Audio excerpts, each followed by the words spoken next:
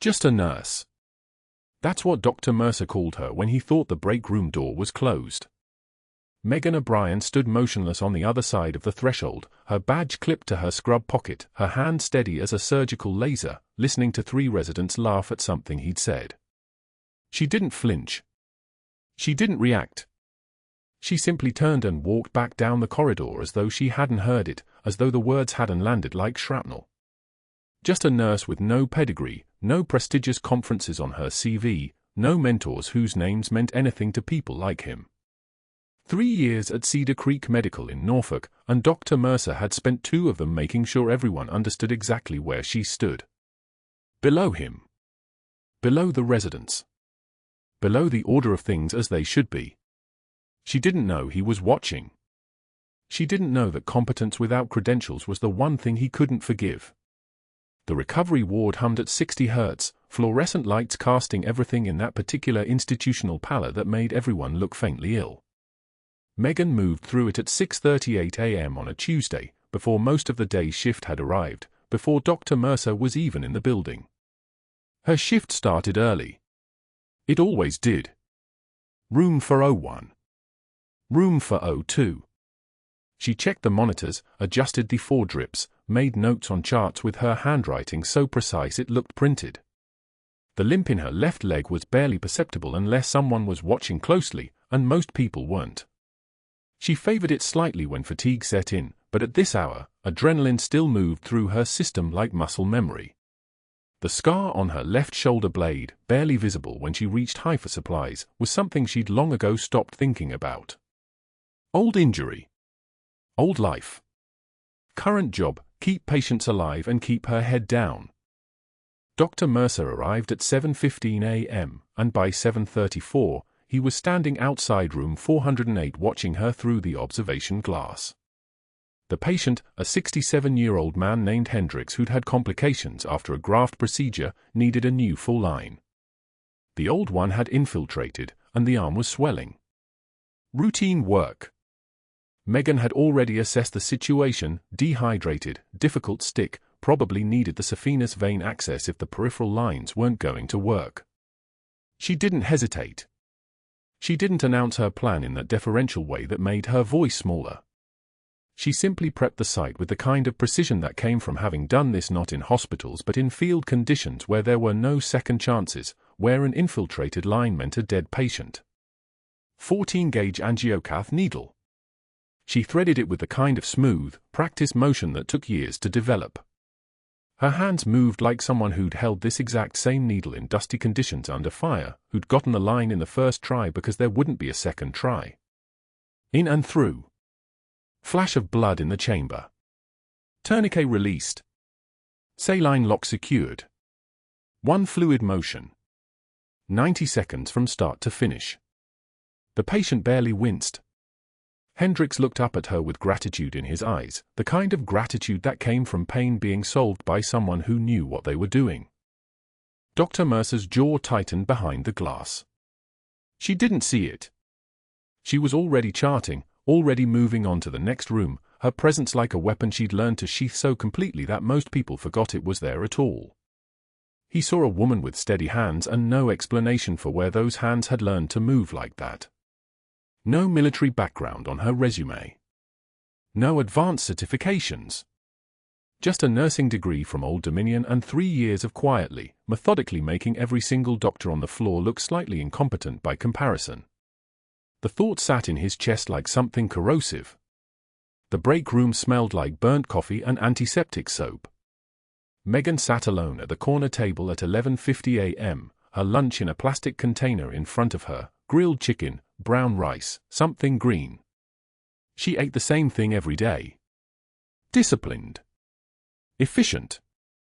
3 other nurses occupied the space, Sarah from nights, heading out, Jenna who worked the East Wing, and Dr. Mercer's current favorite resident, a woman named Catherine who laughed at things that weren't funny and nodded whenever he spoke. Megan opened her container and began to eat. The conversation, about a party someone was having, about a boyfriend who'd done something stupid, about whether the hospital cafeteria had actually served actual food or something engineered in a lab, had been flowing like water. Then she sat down. The words didn't stop immediately, but they slowed, segmented, eventually became the kind of fragmented exchanges that indicated people waiting for something to change. Jenna looked at her phone. Sarah grabbed her bag. Catherine's eyes went to the door as though calculating whether she could invent a reason to leave. Megan cut a piece of chicken. Took a bite. Opened her charting tablet with her free hand, the movement casual, as though she hadn't noticed. Which she had. She always noticed. Pain was information. Rejection was information. The way conversations died around you was information about where you stood.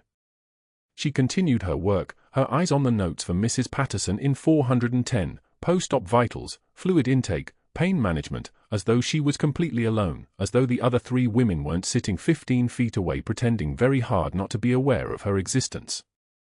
The silence lasted until 11:58. Then Sarah left. Then Jenna received a text about something urgent. Then Catherine remembered she needed to do something on another floor.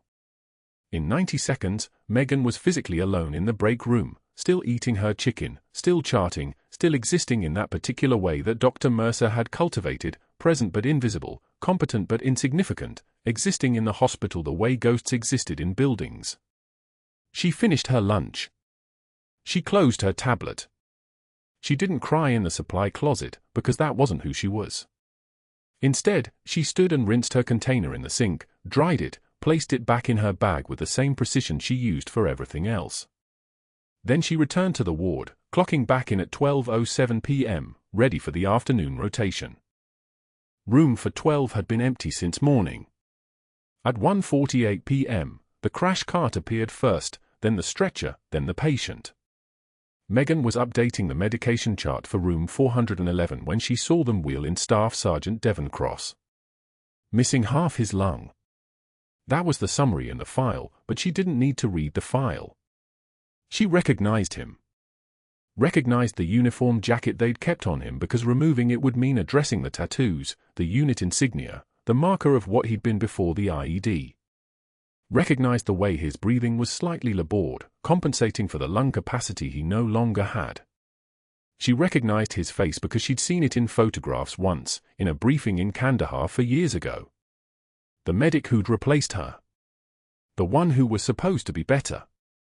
The one who'd been at the field hospital when she'd left because the Pentagon had decided that operations with her name attached were becoming a liability, that Captain Megan O'Brien needed to disappear, that her service record needed to be reclassified and sealed and buried so deeply that she'd have to choose between accessing it and spending the rest of her life in federal prison. Her pen stopped moving. 2 seconds. That was all. 2 seconds while her body reacted to information in ways her face did not. Then she resumed charting, her handwriting unchanged, her breathing steady, her composure intact. Dr. Mercer was already in the room, already taking command of the initial assessment, already asking questions with that particular tone that suggested he was solving a puzzle that no one else was competent enough to understand. The staff moved around the patient with the kind of urgent efficiency that came from tragedy. Megan stood at the nurse's station, continuing her work, her eyes moving from her tablet to the observation window of room 412 and back again, tracking the patient who'd replaced her, who'd been at the wrong place at the wrong time, who'd been hit by an IED that had been meant for something else. But that wasn't the worst part. The worst part was that she could already see exactly what was about to go wrong. Dr. Mercer stopped her outside room 408, his hand raised like a traffic cop. Inside, the Sanderson family sat in the vinyl chairs surrounding their father's bed, the old man sedated, machines breathing for him, 3 adult children watching the monitors like they might change if they stared hard enough. Megan had the medication chart in her hands, the kind of small moment that happens 100 times a shift, unremarkable until it wasn't. Nurse O'Brien. Not a greeting. A summons. She turned, and he was already moving past her into the room, his voice dropping into that particular register he used when an audience was present, loud enough for the hallway to hear, quiet enough to sound reasonable. I was just reviewing Mr. Sanderson's evening dosing with the family. Wanted to make sure we're all aligned on his pain management. Megan followed him in, her eyes on the chart. The diazepam was handwritten in Mercer's script, unmistakable. 50 milligrams. She'd caught it the first time through, the way a pilot catches a pre-flight check on an instrument they've verified 10,000 times, automatic, precise, correct. She turned to him, kept her voice low so only he could hear. The diazepam dose here is 50 milligrams. That's 5 times the standard for his weight. The room's air pressure changed. She felt it before she heard the response. Mercer's head rotated toward her like a surveillance camera finding a target. When he spoke, he didn't lower his voice. He elevated it, shaped it, made it fill the space between the Sanderson family and the door. When you complete medical school, Nurse O'Brien, you can question my orders. Until then, stay in your lane. She didn't flinch. Didn't blink. Continued looking at the chart as though he hadn't spoken, her hands perfectly steady as she said, "I'll page pharmacy for clarification." Her voice came out even, professional, the kind of voice that doesn't argue, it coordinates. It problem solves. It protects patients. He snatched the chart from her hands. The movement was quick enough to be aggressive, slow enough that everyone in the room saw it clearly. The Sandersons shifted in their chairs, the daughter's jaw tightening, the sons exchanging a look that said they'd just watched something they shouldn't have. Mercer held the chart against his chest like a shield and said, "You'll do what you're told, Band-Aid. That's your job. Band-Aid." The diminishment was so precise it might have been calculated in a laboratory, not quite a slur, just imprecise enough to sound like casual contempt. She nodded once, stepped back, and said, "Of course, Doctor," and left the room. In the hallway, her hand stayed at her sides. Her breathing didn't change. The only tell was her jaw, the slightest tightening at the hinge, barely perceptible, the kind of micro-expression that would disappear in half a second if anyone was watching. Nobody was. 2 hours later, the write-up appeared on the unit bulletin board next to the break room, printed on hospital letterhead and laminated like it was meant to be studied. Formal written warning, it read. Staff member, Megan O'Brien, RN. Date, today. Incident, insubordination and inappropriate questioning of physician judgment in front of patients. This constitutes unprofessional conduct and undermines the physician-nurse hierarchy essential to patient care. Recommend corrective action and further monitoring. The other nurses found reasons to pass by it throughout the afternoon. Each one stopping just long enough to read, eyes flicking to Megan across the unit, then away. The message was broadcast in real time. This is what happens when you step out of line. This is what happens when you forget your place. In the break room at lunch, Megan sat alone with a sandwich she wasn't eating, her hands folded on the table in front of her. For other nurses entered, saw her, and within 30 seconds found reasons to leave. One suddenly remembered a patient's blood draw. Another needed to check a catheter site. The third said something about the medication cart. The fourth just stood there for a moment, caught between the pull of friendship and the gravity of institutional power, before she turned and followed the others. A chair scraped. Conversation died mid-sentence. The fluorescent lights buzzed overhead like they were processing the silence. Megan took a bite of her sandwich. Chewed mechanically. Her face showed nothing, no anger, no hurt, no humiliation. Just composure.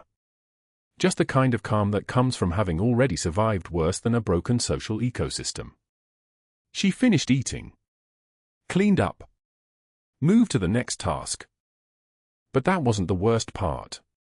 The next morning, Mercer caught her in the hallway outside the ICU, his timing too precise to be accidental. He'd been waiting. "I heard you used to work at some walk-in clinic before Cedar Creek," he said, his voice conversational, almost friendly.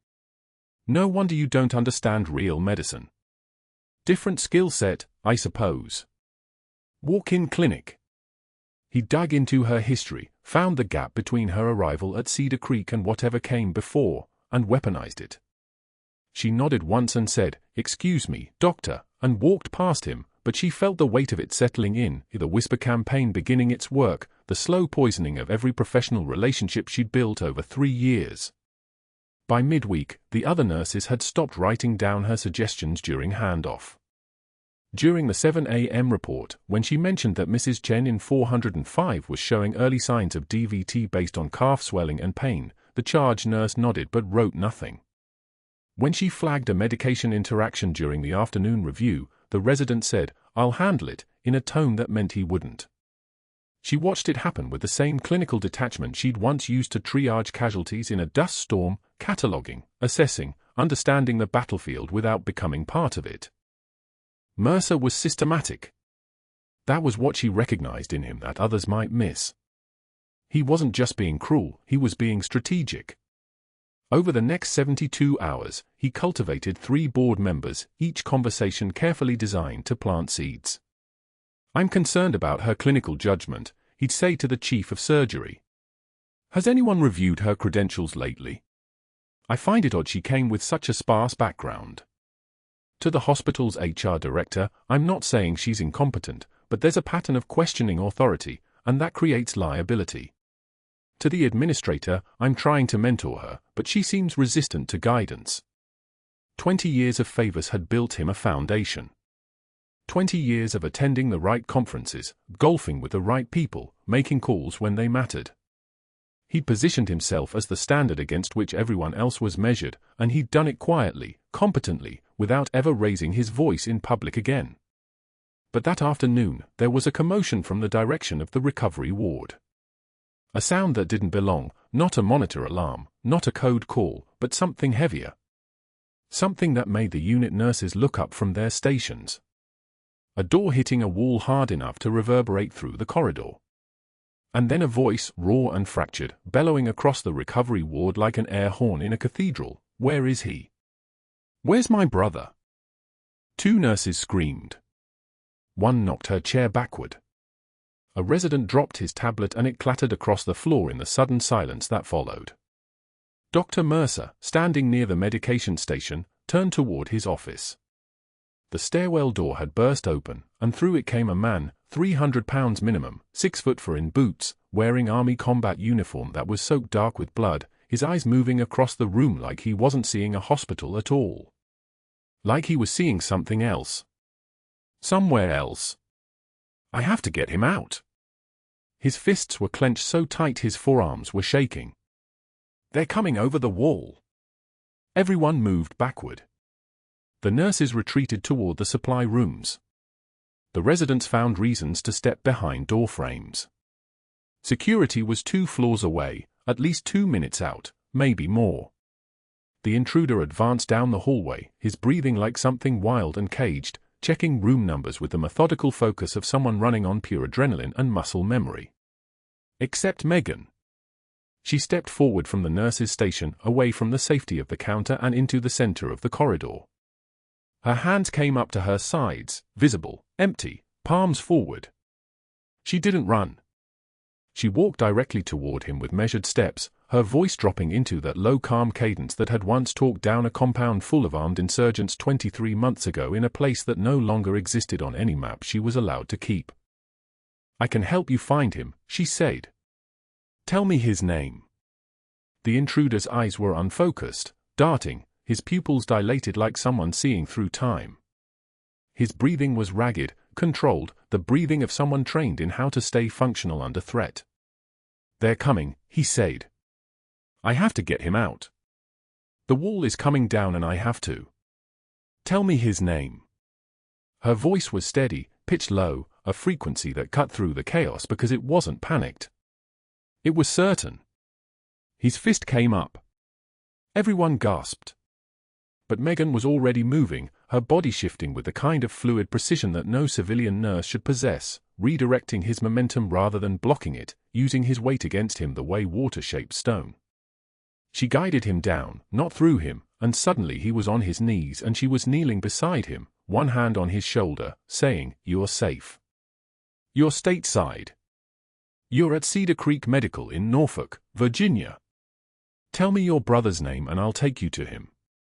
In room for 12, Devon Cross heard the commotion from outside the sealed recovery ward. His nurse was moving toward the door to check on the noise, but Devon's eyes were on the window that looked out into the hallway. He tried to sit up, couldn't, the tubes and the pain wouldn't let him, so he just watched. And what he saw made him stop breathing. Not because of the 300-pound man on his knees. Because of the woman kneeling beside him, her voice low and steady, her hands moving with the kind of controlled authority that came from places civilians didn't talk about. Her face was composed, her posture relaxed but centered, her presence the kind that made the air pressure change. Devon's whisper came out barely audible. That voice. He looked at his nurse. Get her away from him. But he didn't finish. Because watching her with that soldier, watching her command without commanding, watching her transform from the quiet nurse in scrubs into something else entirely, he understood. Finally understood. And he started to smile through his pain. The stairwell door exploded inward at 2:51 p.m. A man. 300 pounds of muscle and rage and something broken behind his eyes. Blood soaked his fatigues in patterns that told the story of a field hospital overwhelmed. He screamed a name, Devon. Devon. And the recovery ward erupted into chaos. A CNA dropped her vitals clipboard. 2 orderlies bolted toward the back exit. Dr. Mercer froze in the medication station, his jaw slack, his hand still holding a syringe he'd been about to administer. Megan didn't move. She stood at the nurse's station, 30 feet from the entrance, and watched him the way she'd once watched the perimeter of a compound in Sanjin Valley, Helmand Province. Her hands were visible and empty. Her shoulders remained level. Her breathing didn't accelerate. The only thing that changed was her eyes, something ancient woke behind them, a recognition older than language. The man's gaze locked onto her. His fist clenched. His breathing came in ragged gasps that sounded like a diesel engine struggling to turn over, and for one suspended moment, one crystalline fragment of time, his brain was somewhere else entirely. Not Norfolk. Not 2024. Somewhere downrange where the dust didn't settle and the screaming never truly stopped. Megan walked toward him. Not rushed. Not defensive. The kind of measured stride that said, I am not a threat, I am not afraid, and I have already survived worse than you could imagine. Her voice dropped 3 octaves, the cadence shifting into something that belonged in a TOC, a tactical operations center, not a hospital recovery ward. Hey! Hey, look at me! Not a question. A command delivered with the gentleness of someone who'd talked down a checkpoint full of armed insurgents with nothing but tone and eye contact. Your brother's here. Devon's in for 12. He asked me to watch for you. The lie was surgical. Precise. Designed to reach through the red haze of whatever trauma was rewriting his nervous system in real time. The man's breathing changed. Just barely. His pupils were dilated to the size of dimes, and Megan saw it before his conscious mind did, the micro-expression that said PTSD flashback, dissociative episode, autonomic nervous system in complete override. She'd seen it in the mirror of a latrine in Kandahar once, after holding a casualty for 6 hours while waiting for a bird that didn't come until the body was already cold. His right fist came up. She didn't block it. Instead, her left hand caught his wrist with a gentleness that was somehow more terrifying than violence, and her right hand pivoted his elbow at a 45-degree angle while her hip shifted his momentum, a redirect that would have required training, the kind of training that didn't come from a civilian nursing curriculum. His forward motion translated into a controlled rotation, his weight transferring harmlessly past her body as though he was dancing with someone who'd spent for years learning every way a man could hurt her and 3 more learning how to make sure he couldn't. He stumbled. Recovered. His breathing was coming faster now, and Megan kept talking, her voice like a Black Hawk idling on the tarmac, steady and capable of extreme motion if required. You're safe. Your brother needs you safe right now. Can you walk with me? For a moment, just a fragment of a moment, clarity flickered across his face. A man named Marcus, probably. A jarhead by the look of him, based on the way his shoulders sat and the particular brand of controlled violence in his stance. A man who'd lost everything but his sister's ability to know what he needed before he knew it himself. Then his eyes rolled back. His weight collapsed forward like a building surrendering to gravity, and Megan's arms caught him before his skull could meet the tile floor. She was already calling out as he fell, her voice carrying the kind of authority that stopped orderlies mid-retreat. Code Blue, Recovery Ward. Get the crash cart. Now. She lowered him to the floor with one smooth motion, her knees coming down beside his sternum. Her fingers found the landmarks, the sternal notch, the xiphoid process, the precise point between the 5th and 6th ribs. Her hands began compressions with a rhythm that was perfect, that was practiced, that was muscle memory carved into her body by hours in a field hospital where the ambient temperature was 127 degrees and the only thing between someone's life and death was the steady, focused pumping of her hands. 30 compressions. 2 rescue breaths. 30 more compressions. 2 minutes, no ROSC, she called out. Return of spontaneous circulation. Medical shorthand for a heartbeat that didn't come back. Get me the defib pads and 1 milligram epi, for push. A resident appeared beside her, his face pale as parchment. He was already reaching for the crash cart. A nurse, not one of the ones who scattered, was running peripheral for access through Marcus's left arm. The rhythm was terrible. Ventricular fibrillation. The worst rhythm because it meant the heart wasn't just stopping, it was spasming, twitching, trying to beat but doing everything except actually pumping blood. Charge to 200, Megan said. The adhesive pads went onto his chest with practiced speed. The machine whined its rising pitch, that particular sound that meant electricity building toward a crescendo. Clear. His body jerked upward, a marionette responding to invisible strings. The monitor traced a flat line for 1 suspended second. 2. Then, a single QRS complex. A blip. A heartbeat. Sinus rhythm, the resident whispered. We have sinus rhythm. Megan's hands never paused. She was establishing better for access, her movements the fluid precision of someone who'd done this under fire, literally under fire, with explosions close enough that the percussion changed the way you breathed. Her fingers moved like she was disarming an IED using only touch and intuition and absolute certainty that hesitation meant death. Get me 2 units of O negative for crossmatch. Monitor his rhythm. I need a set of labs and a chest x-ray. She was still on her knees beside Marcus, her hands never still, checking his pupils, his color, the quality of his pulse at the carotid artery. The room had crystallized around her, everything else had fallen away except the immediate mechanics of keeping this man alive. That was when Dr. Mercer appeared in the doorway. His face had gone bone white, the color of old ivory, and his phone was already at his ear. His eyes weren't on Marcus or on the crash cart or on the resident who was still trembling as he pushed medications. His eyes were on Megan. And in those eyes was something that looked like the first stirring of actual fear. We have an out-of-control situation, he said into the phone, his voice steady but brittle. She physically engaged with a violent intruder. Unauthorized medical intervention. I need security to remove her immediately and I want the hospital administrator and the credentialing board notified within the hour. Megan didn't look up from checking Marcus's pupil response.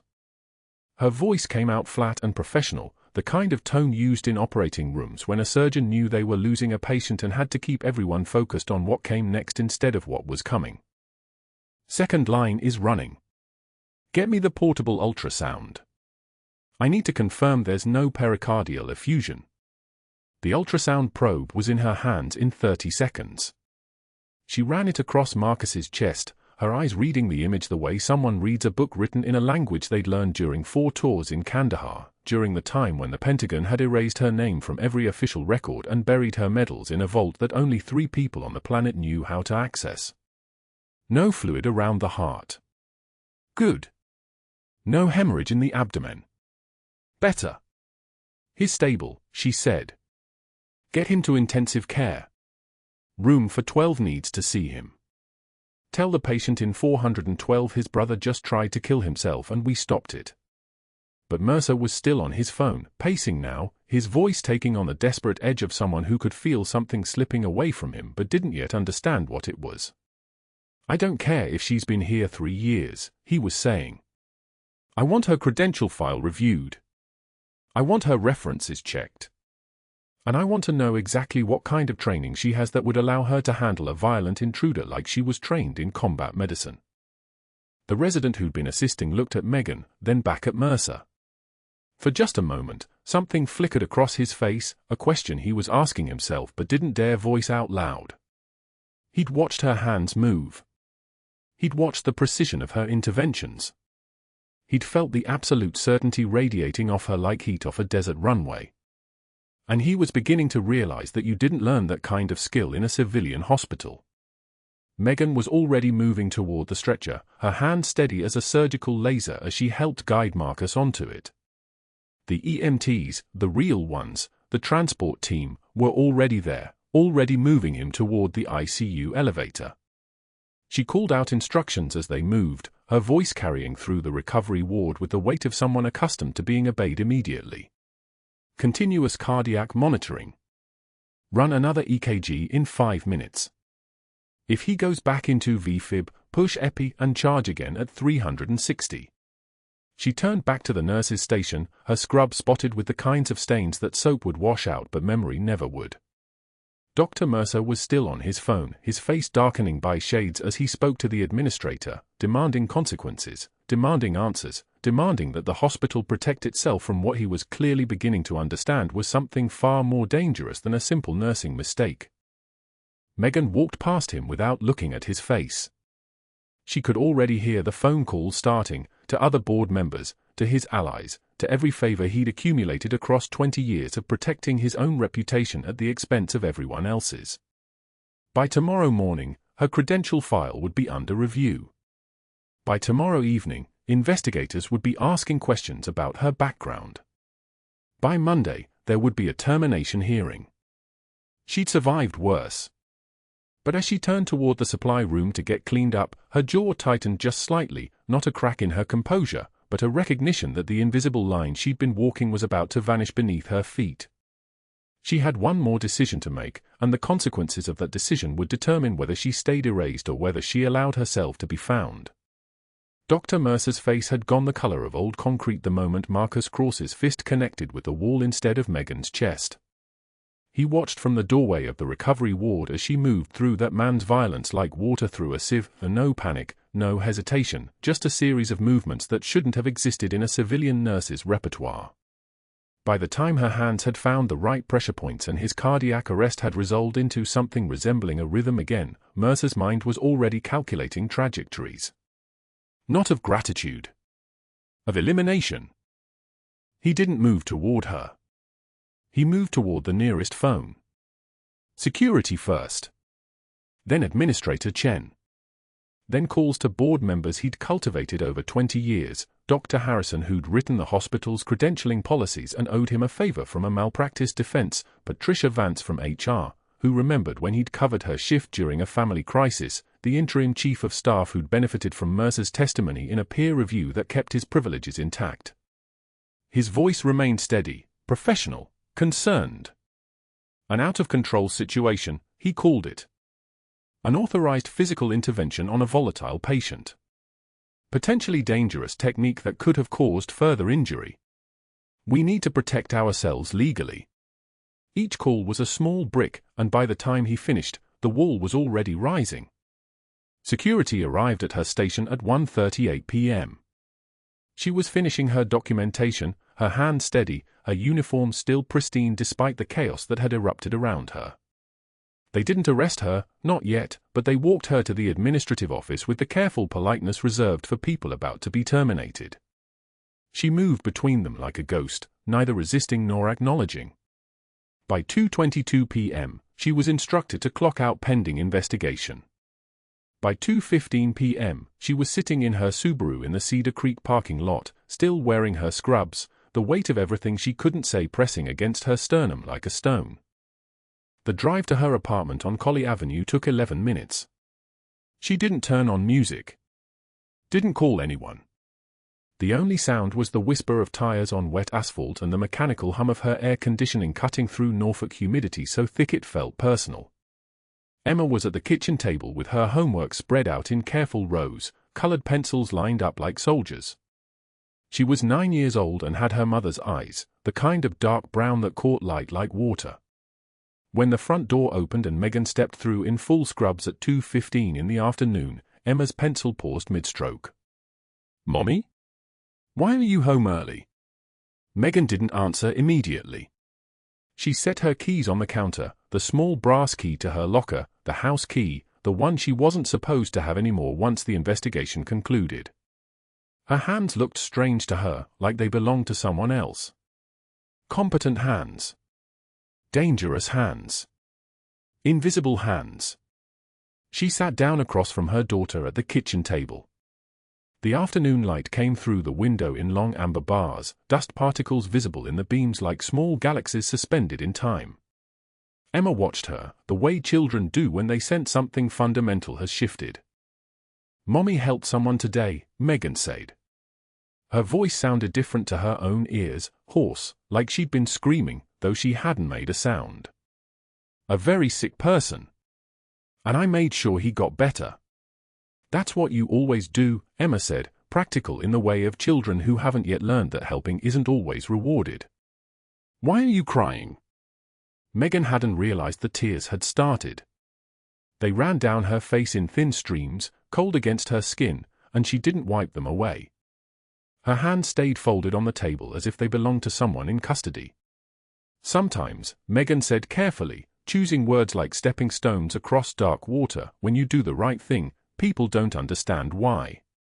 And they get scared. And when people get scared, they do things that hurt. Like when Marcus pushed me at recess."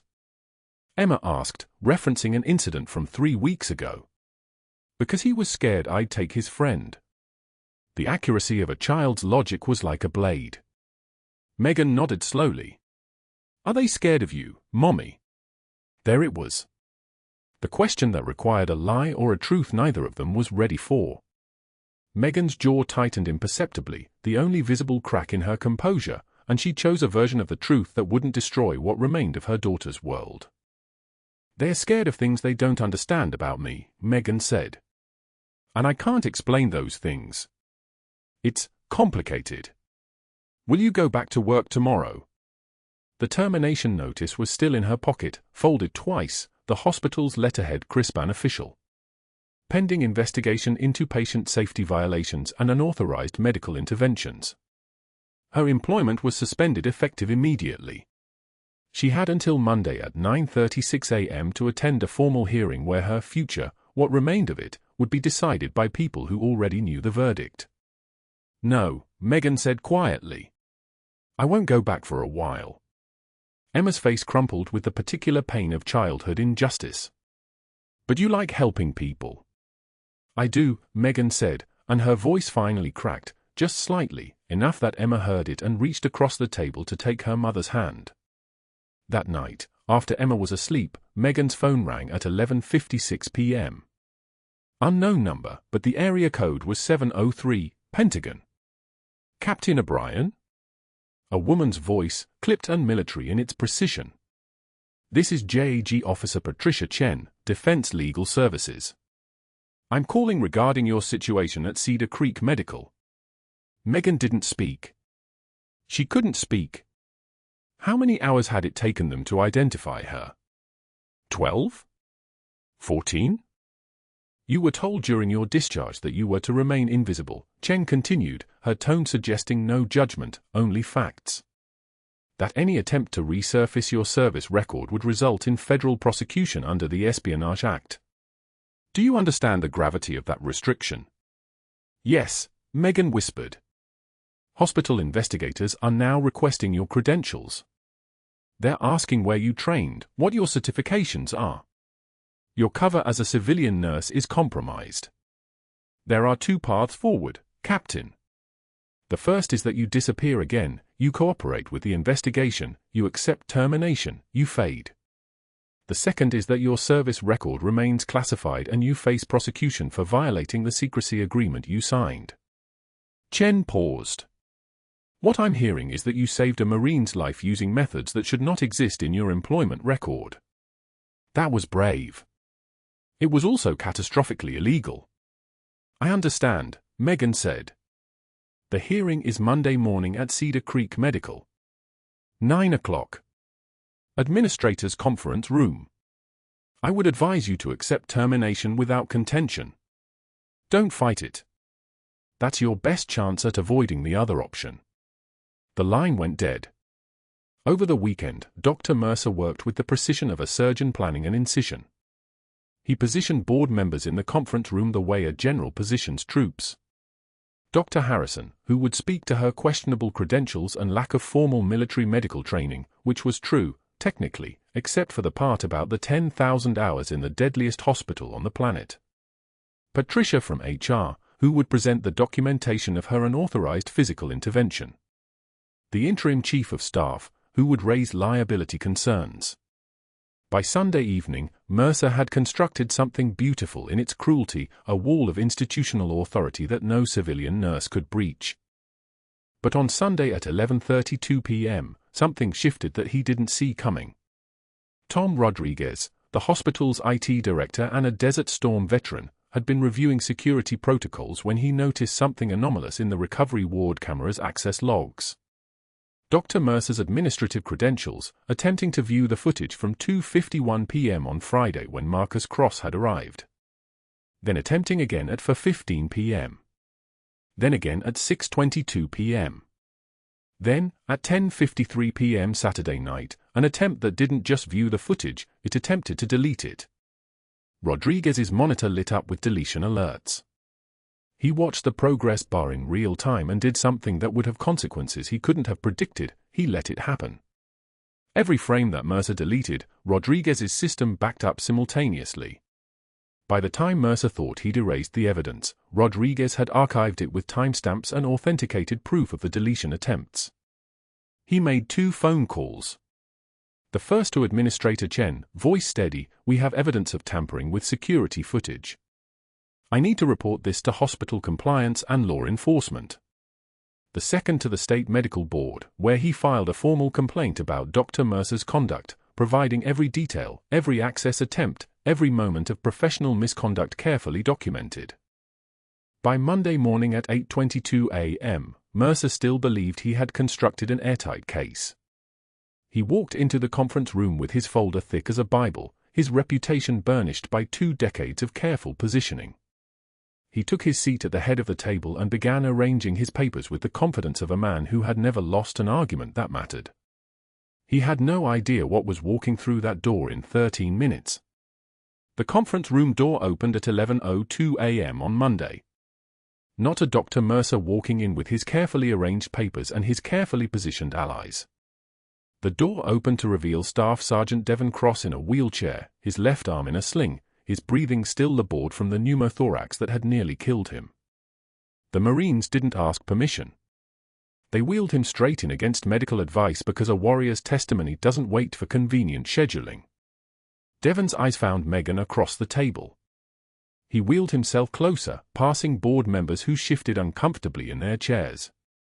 His voice came out rough, scarred by tubes and pain, "Reaper." The room went silent. Dead silent. Not the kind of silence that comes from confusion, but the kind that comes from recognition. From understanding flooding through a space like water finding a crack. A Marine in dress blue stood beside Devon, Captain Torres, the Marine liaison who'd been keeping vigil since Wednesday. He held a thin folder, the kind that never contained good news for people like Dr. Mercer. Torres opened it, his voice carrying the precise cadence of someone reading an official citation. Captain Megan Catherine O'Brien, 3rd Battalion 5th Marines, Dark Horse Company. Silver Star. Citation, for gallantry in action under fire, Kandahar Province, Helmand Valley, November 14 through November 15, 2018. Captain O'Brien established and maintained a forward field hospital under sustained enemy fire for 11 hours, performing emergency thoracotomy procedures with available materials, maintaining casualty triage under direct sniper fire, and refusing evacuation until all wounded personnel were stabilized. Due to her medical interventions, 47 Marines returned to operational status. 2 additional casualties whose field treatment she performed were evacuated to Bagram and survived to transport. Her medical knowledge and composure under fire were directly responsible for preventing 7 preventable deaths. Torres lowered the folder. The room held its breath. The conference room doors opened again. Not by someone turning a handle, but the way doors open when the person approaching them carries authority that precedes them like a pressure wave. Two-star General Evelyn Vance, Deputy Commander of MARSOC, walked in with her aide and her dress uniform that caught light off the medals the way a sniper rifle catches light. She did not sit down. She stood at the head of the table, looked directly at Megan, and rendered a salute, a full military salute, fist to chest, the kind reserved for those who've held ground. Megan returned it. Her hand rose from the table steady as a surgical laser, and the salute back was the language of soldiers recognizing soldiers. Dr. Mercer's chair scraped backward. He stood, his face the color of cardiac arrest, his voice climbing, "This is fabricated. You cannot produce a service record that doesn't exist." She was a nurse.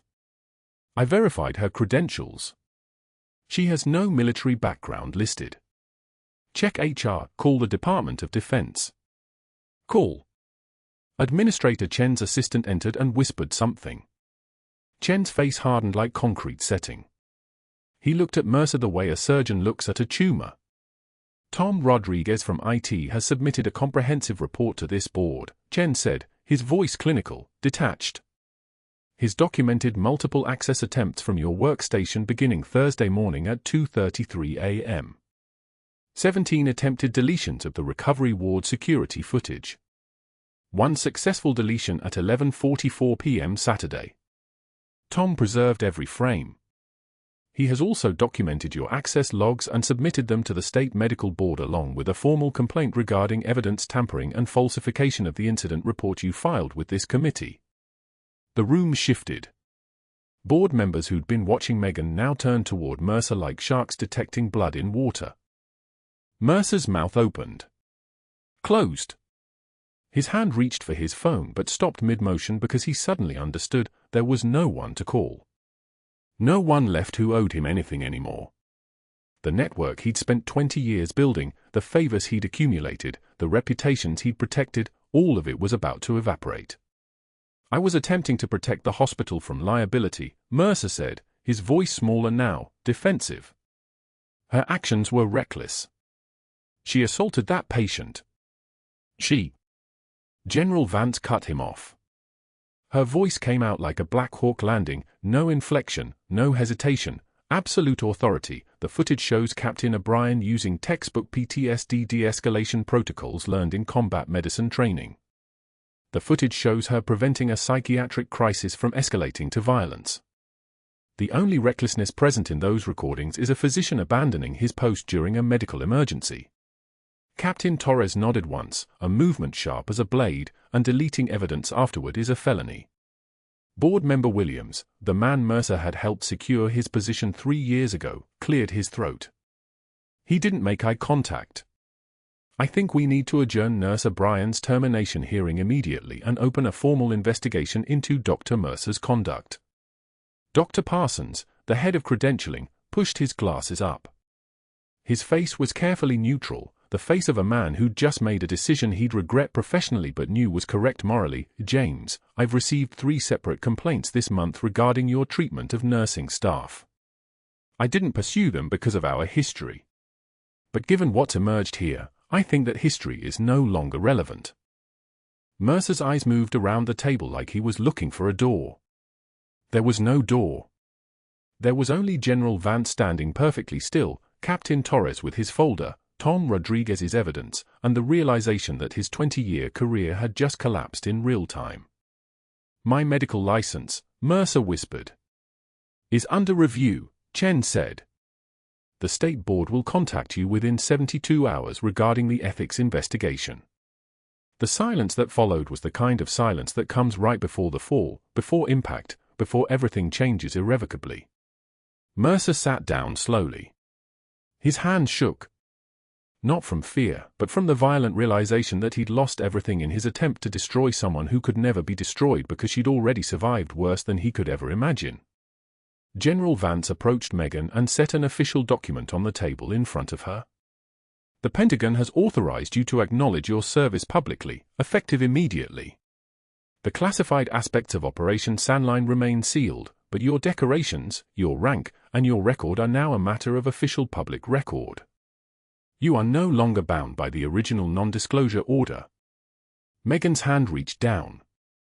Beneath the table, tucked in the hem of her scrub pants where it had lived for 6 years, was the faded Special Forces unit patch she'd kept sewn inside her jacket lining, the symbol of a unit that officially didn't exist, a mission that officially never happened, a woman who the Pentagon had ordered to disappear. She pulled it out now, held it in her hand where everyone could see it. The threads were frayed. The colors had faded from sun and time and being washed 1,000 times in hospital break room sinks. But the insignia was unmistakable to anyone who'd served 3rd Battalion, 5th Marines. Dark Horse. She set it on the table beside the general's document. The room watched in silence. Devon Cross closed his eyes. When he opened them, tears were running down his face, not from pain, but from understanding that the medic who'd kept him breathing in a Kandahar field hospital was finally allowed to be that person again. 6 months later, the Cedar Creek Medical recovery ward had transformed. The fluorescent lights still buzzed the same mechanical hum, but something fundamental had shifted. The energy in that space had changed the way air pressure changes when a major storm system moves into position. Megan O'Brien, now formerly Captain O'Brien, stood in her navy dress uniform, blue jacket with ribbons, perfectly creased trousers, and the faded Special Forces patch finally mounted on her shoulder where it belonged. No more hidden in jacket linings. No more pretending. Just there, visible, acknowledged. She pinned the Navy Commendation Medal onto Staff Sergeant Devon Cross's chest. His dress uniform was perfect. His posture was military straight. He could walk now, with a cane, but he could walk. The thoracotomy she'd performed in that field hospital in Kandahar had held. The chest compression she'd done in the recovery ward on Thursday had held. He held. General Vance stood at attention. Captain Torres stood at attention. A dozen other veterans who worked at Cedar Creek Medical stood in the recovery ward, respiratory therapists, X-ray technicians, the hospital chaplain who'd been a ranger, orderlies who'd served, all of them witnessing the medal ceremony that should have happened 6 years ago but couldn't, because Captain Megan O'Brien had been ordered by the Pentagon to disappear. Administrator Chen approached Megan after the ceremony, after the photographs, after General Vance had shaken her hand and Devon had pulled her into an embrace that lasted longer than protocols allowed. Chen smiled, a genuine smile, not an administrator's smile, a human smile. "We'd like to formalize a new position," he said. "Director of Trauma Services and Veteran Care. You train our staff in de-escalation protocols, PTSD response, combat medicine principles. You'd establish a veteran-focused care program. You get paid what you're actually worth." Megan looked around the recovery ward. She looked at Emma, her 9-year-old daughter, sitting in the front row beaming in her school uniform with a tiny American flag pin someone had given her. She looked at Devon, who nodded, a single nod that said everything he couldn't say out loud. "I accept," Megan said. 3 months into the new position, Megan walked through the recovery ward in her scrubs again. Not the scrubs of someone who was invisible. The scrubs of someone who'd been acknowledged, recognized, honored. A young resident, 26 years old, 3 months out of medical school, stopped her at the medication cart. "Captain O'Brien, can I ask you about a patient?" the resident said. "Not nurse, can I borrow you for a second?" Not dismissive or condescending, but respectful. Direct. Professional. "Of course," Megan said. "Room 312, I'm not certain about the de-escalation timeline for." "Let's go," Megan said. They walked together toward the patient rooms, and as they did, the other nurses called out to her by name. Asked her advice openly. Deferred to her judgment. Not because she'd been promoted, but because they'd finally understood who she'd been all along. On the bulletin board where her written warning had hung, there was now a framed photograph. Megan in dress uniform, her silver star visible, the faded Special Forces patch mounted properly on her shoulder. Beneath the image, a quote printed in clean, simple letters, "The ones who have seen the worst often give the most." At Norfolk Community College, in a gymnasium-sized classroom that smelled of rubber and fluorescent hum, Dr. James Mercer stood in front of 23 students who barely paid attention. Teaching CPR certification. $18 an hour. No medical license. No hospital affiliation. No network. No power. The investigation into his conduct had concluded with a formal finding of ethical violation. The state medical board had suspended his license pending a 2-year probation period that would include mandatory ethics training, mandatory oversight, and mandatory acknowledgement that he'd attempted to destroy a superior officer's career because her competence threatened his ego. One of the students in the back row was scrolling their phone. Another was texting. A third was sleeping, chin dropping toward their chest in that particular way of people who don't care about passing a test they'll take online anyway. Mercer demonstrated chest compressions on a CPR dummy, and nobody watched. His hands went through the motions, push, push, push. Count to 30. Breathe. Push, push, push. The same compressions Megan had performed on Devon Cross. The same rhythm. The same mechanical, hollow effectiveness. But Mercer had never saved a life with those compressions. Nobody ever asked for his certifications twice. Nobody ever called him for advice. Nobody remembered his name after he left the room. As Megan walked through the recovery ward in her dress uniform for the formal portrait session that would hang in the hospital lobby, not in a supply closet, not hidden away, but in the space where hospital leadership was honored, she thought about how strange power was. How she'd survived IEDs and firefights and the Pentagon erasing her existence. How she'd survived 6 years of being made invisible. How she'd survived being fired from a job she loved because she was too competent to be dismissed. And Dr. James Mercer would survive teaching CPR at a community college, receiving no recognition, earning no respect, knowing that the one person he'd tried to destroy had been carrying the authority he'd spent his entire career accumulating. The photograph that would hang in the hospital lobby would be the one where she stood in dress uniform, faded unit patch properly mounted, with Devon Cross beside her and General Vance in the background. The caption would read, Captain Megan Catherine O'Brien, Director of Trauma Services. Decorated military officer. Combat medic. Guardian of those too broken to guard themselves. If you've made it this far, you know the kind of person who changes the world isn't the loudest in the room. It's the one walking toward the threat when everyone else is running.